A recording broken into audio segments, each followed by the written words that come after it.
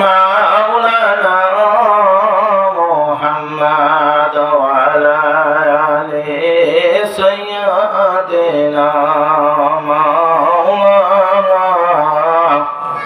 আমার বেলা হাদিস শরীফ প্রমাণ করেছে আমার দয়াল নবী রহমতের নবী আমার এই দুনিয়ার জন্য তার উম্মতের মায়ায় কেঁদেছে।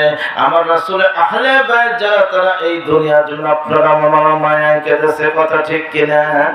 আমার মহান মুর্শিদে বিশ্বকলি খারা বাবা ফরিদপুরি কেবলা জানে এই দুনিয়ার জন্য আপনাকে আমাকে ভালোবাসছে। আমার মহান মুর্শিদের আহলে বাইত যারা তারাও আপনাকে আমাকে ভালোবাসে। কিছুদিন পূর্বে মোহাম্মদ মুজাদ্দিদের সাহেবে আমাদের উদ্দেশ্যে একটা কথা বলেছিল আমার ভাইরা, আমার মহান মুর্শিদ কিবলা জানের একমাত্র স্থলাভিষিক্ত মোহাম্মদ মিয়া ভাইজান এই দরবার শরীফের একমাত্র পরিচালক বর্তমান আমার মহান মুর্শিদ কিবলা জানের স্থলাভিষিক্ত মোহাম্মদ মিয়া ভাইজান, কথা ঠিক কিনা? মোহাম্মদ মিয়া ভাইজান মুজাদ্দিদের সাহেব বলেছেন আমার মহান মুর্শিদ কিবলা জানের কথা উল্লেখ করে বলেছেন আমার বাবা বিশ্বনিখাত বাবা ফরিদপুর কেবলা জান এই দুনিয়াতে জাহের অবস্থা আমাকে যেভাবে এই দুনিয়াতে তার মুরিদকে ভালোবাসা শিখিয়ে দিয়েছে। এখন আমি যখন মুরাকাবা মুশাহাদা করি, আমি মাঝে মাঝে যখন রওজা শরীফে মহান মুর্শিদ কেবলা জানের কাছে যাই, সর্বপ্রথম তার মুরিদের কথা জিজ্ঞাসা করে সে সুবহানাল্লাহ। আমার পীর আমাকে সর্বপ্রথম তার মুরিদের কথা আমাকে জিজ্ঞেস করে, এমনকি বলে আমার মুরিদ সন্তান গরিব, অনেক কষ্ট করে এই দরবার আসে, বাবা আমার মুরিদদেরকে মন কোন কাজ দিয়ে মাঝে মুরিদের কষ্ট হয়। এই দরবার শরীফ আমার মহান মুর্শিদ কিবলা জান যেভাবে তিল থেকে বিশাল দরবার শরীফ করেছেন, আমার মহান মুর্শিদ কিবলা জান আধ্যাত্মিক প্রতিনিধি মোহাম্মদ মিয়া ভাইজান মুজাদ্দিদ সাহেব মাঝে মাঝে কথা বলে যে আপনারা এমন কোন কাজ করবেন না এই দরবারে সম্মান নষ্ট হয়, কথা ঠিক কিনা? আপনারা ভ্রাতৃত্বভাব বজায় রেখে আপনারা মহান মুর্শিদ কিবলা জান যেভাবে দরবারে খেদমত করেছে আপনারা প্রত্যেকটা জাকের ওইভাবে খেদমত করার, কথা ঠিক কিনা? মহাপবিত্র বিশ্ব শরীফ আসছে, আমরা জাকের বাইরে পরস্পর মহব্বতের কালেকশন লাগাইয়া আমরা মহব্বতের সাথে পরস্পর খেদমত করার, কথা ঠিক কিনা? আমার ভাইরা আমার দয়াল নবী রহমতের নবী আমার এই দুনিয়াতে যে শিক্ষা আপনাকে আমাকে দিয়েছে আল্লাহর ওলি হক্কানি ওলি আল্লাহ যারা প্রত্যেকটা হক্কানি ওলি আল্লাহ এই দুনিয়াতে সেই রকম শিক্ষা এই দুনিয়াতে দেয়, কথা ঠিক কিনা? আমার বেরা হতে পারে অন্য অন্য দরবার, কিন্তু এক একটা দরবার সে এক একটা সিস্টেমের মাধ্যমে পরিচালিত করে। আল্লাহর ওলিরা মনে এক। আমার মহান মুর্শিদ কিবলা জান বলেছে বাবা এই দুনিয়ার জন্য কোনো ওলি আল্লাহকে তোমরা খারাপ নজরে দেখো না, কেননা ওলি আল্লাহ হলো যাতে এক, কেমন একটা গাছের গোড়া, ওই গোড়া থেকে ডাল থেকে পাতা পরশকা হয়ে যায়, কথা ঠিক কিনা? উম্মতের কান্ডারে রহমাতুল লিল নবী আমার এই দুনিয়ার জমিন আপনাকে আমাকে ভালোবাসে। হযরত আয়েশা সিদ্দিকা রাদিয়াল্লাহু তাআলা হইতে বর্ণিত আমার দয়াল নবী রহমাতুল নবী আমার সারা দিন পরিশ্রম করেছে, এমন সময় গভীর রজনীতে তিনি ঘরে প্রবেশ করিল। আয়েশা সিদ্দিকা রাদিয়াল্লাহু তাআলা বলেন এমন সময় তাকাইয়া দেখে রাহমাতুল লিল আলামিন নবী আমার এই দুনিয়ার জমিনের সমস্ত শরীর মোবারক ধর্ম বাহির হইতেছে।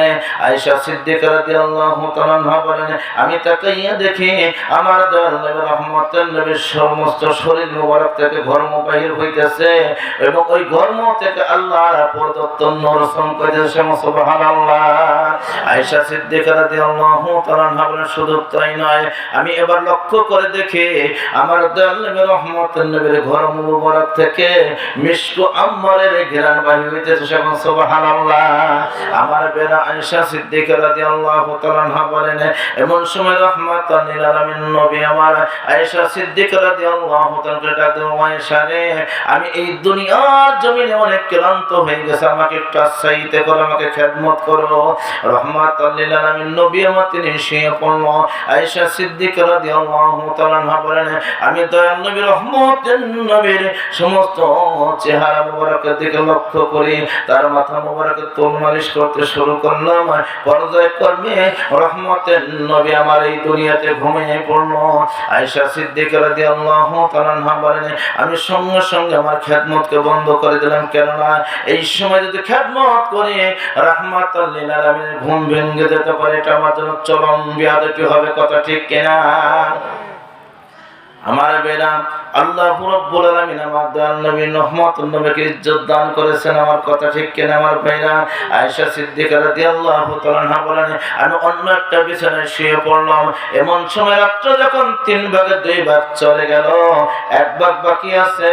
আল্লাহ রাব্বুল আলামিন জিবরাইলকে বলল, জিবরাইল তুমি যাও আমার বন্ধুকে জানিয়ে দাও, এই সময় আমার বন্ধু ঘুমিয়ে থাকলে তার গুনাহগার উম্মতের মুক্তির ব্যবস্থা হবে না। সেই সময়টা কি বলেন তো? রহমতের সময়। অনেক মৌলবীরা বলে যে আট্টসি দরবারে কোরআন হাদিসের কি আছে। আমি তাদের উদ্দেশ্যে বলি যে কোরআনের ইজ্জত, রাসূলের ইজ্জত বিশ্বজাকের মঞ্জিলে যা আছে, এই বর্তমান জমানায় বিশ্বের অন্যান্য দরবার আছে কি তাহ সন্দেহ। কারণ রাত 3টা 1 মিনিট বাজার সঙ্গে সঙ্গে রহমতের ঘন্টা বাজে, এমন দরবার আমার জানা মতে নাই। হ্যাঁ, রহমত পালন হয় 1 ঘন্টা 1/2 ঘন্টা নির্ধারিত। এখন আমাদের দরবারে 2.5 ঘন্টা রহমতের ফয়েজ মুরাকাবা করা হয়। কথা ঠিক কিনা? আমার ভাইরা রাত্র 3 ভাগে 2 ভাগ চলে গেল, 1 ভাগ বাকি আছে। আল্লাহ রাব্বুল আলামিন জিবরাইলকে বলল, জিবরাইল তুমি যাও আমার বন্ধুকে জানিয়ে দাও, এই সময় আমার বন্ধু ঘুমিয়ে থাকলে তার গুনাহগার উম্মতের মুক্তির ব্যবস্থা হবে না। আমার রহমতের সময় মনে একটা সময় আল্লাহ রাব্বুল আলামিন প্রথম আসমান অবতীর্ণ হইয়া তার বান্দাদেরকে ডাক দেয়, বলে কি আছো বান্দা গুনাহগার, আমার কাছে প্রার্থনা করো, আমি আল্লাহ তোমার প্রার্থনা কবুল করিব। কি আছো ঋণগ্রস্ত, আমার কাছে প্রার্থনা করো, আমি আল্লাহ তোমাদেরকে ঋণ থেকে মুক্তি দান করে দিব। একবার বলা যাবে কি সুবহানাল্লাহ? দরবার শরীফে জাকির ভাইরা যায়, যখন নালিশ নিয়ে যায়, পীরকে বলে বাবা শেষ নিতে আল্লাহর কাছে কান্নাকাটি করেন। কারণ আল্লাহ বলতেছে, কে আছো বান্দা গুনাহগার, আমার কাছে প্রার্থনা করো, আমি আল্লাহ তোমার প্রার্থনা কবুল করিব। কে আছো ঋণগ্রস্ত, আমার কাছে প্রার্থনা করো, আমি আল্লাহ তোমাদেরকে ঋণ থেকে মুক্তি দান করিব। কে আছো বিপদগ্রস্ত, আমার কাছে প্রার্থনা করো, আমি আল্লাহ তোমাদেরকে বিপদ থেকে মুক্তি দান করে দেব। আমার ভাইরা এই রহমতের সময় আমার আল্লাহ প্রথম আসমানে অবতীর্ণ হয়, এইভাবে তার বান্দাদেরকে ডাকতে থাকে। শুধু তাই নয়, আল্লাহ রাব্বুল আলামিন এই রহমতের সময় তার আরশে আজিম থেকে এই দুনিয়াতে অফুরন্ত রহমতের ফেরেশতা পাঠায়। সকলে বলেন আল্লাহু আকবার। ওই ফেরেশতারা চতুর্দিকে ঘোরাফেরা করতে থাকে। এমন সময় যখন কোন আশিক তার মাসুককে স্মরণ করে কান্দে, আল্লাহ রাব্বুল আলামিনের ওই প্রদত্ত ফেরেশতারা ওই আশিককে চতুর্দিকে ঘেরাও করে ফেলে এমনিভাবে আল্লাহর হুজুরতে চলে যায়। আল্লাহ রাব্বুল আলামিন ওই সকল ফেরেশতাদেরকে প্রশ্ন করে, ও আমার ফেরেশতারা তোমরা কেন আমার কাছে এসেছো?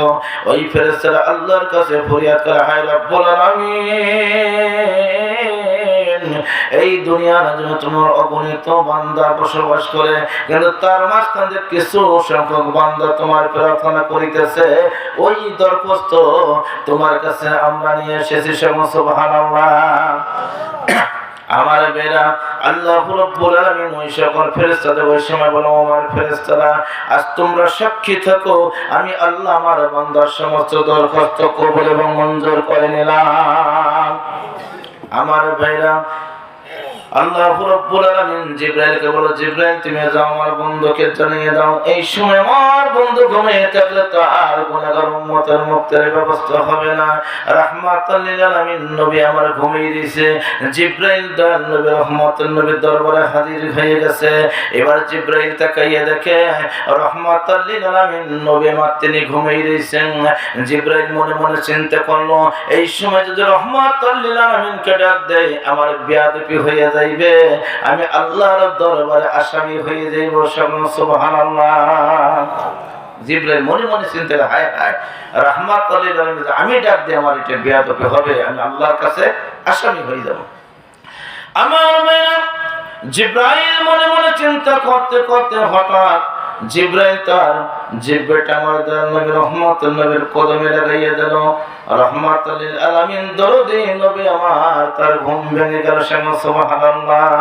এখানে আমার একটা প্রশ্ন, জিবরাইল আমার দয়াল নবী রহমাতুল নবীর কদমে তার কি লাগাইছে? জিহ্বা লাগাইছে। এখন বোঝা গেল জিবরাইলের জিহ্বার চেয়ে রাসূলের কদমের মূল্য বেশি। আর এই মৌলবী রেখে রাসূল আমাদের মতো মানুষ। ওরা মানুষ না, ওরা হলো জানোয়ার। ওরা মানুষ না, রাসূল রাসূলের জায়গা আছে, ওরা মানুষ না, ওরা হলো মানুষের শয়তান। আমার মেয়ে জিব্রাইল সঙ্গে সঙ্গে দরদি নবীজির কদমে জিব্বা লাগাইয়া দিল। আমার দয়াল নবী রহমতের নবীর সঙ্গে সঙ্গে ঘুম ভেঙে গেল। এবার জিব্রাইল আমার দয়াল নবী রহমতের নবীর কান মুবারকের কাছে তার মুখ লাগাইয়া বলে, ইয়া রাসূলুল্লাহ, ইয়া হাবিবাল্লাহ, আল্লাহু রাব্বুল আলামিন আমাকে এই জন্য পাঠিয়েছে, এই সময় আপনি ঘুমিয়ে থাকলে আপনার গুনাহগার উম্মতের মুক্তির ব্যবস্থা হবে না। একবার বলো যাবে কি আল্লাহু আকবার। ইয়া রাসূলুল্লাহ, ইয়া হাবিবাল্লাহ, আল্লাহু রাব্বুল আলামিন আমাকে এই জন্য পাঠিয়েছে, এই সময় আপনি ঘুমিয়ে থাকলে আপনার গুনাহগার উম্মতের মুক্তির ব্যবস্থা হবে না।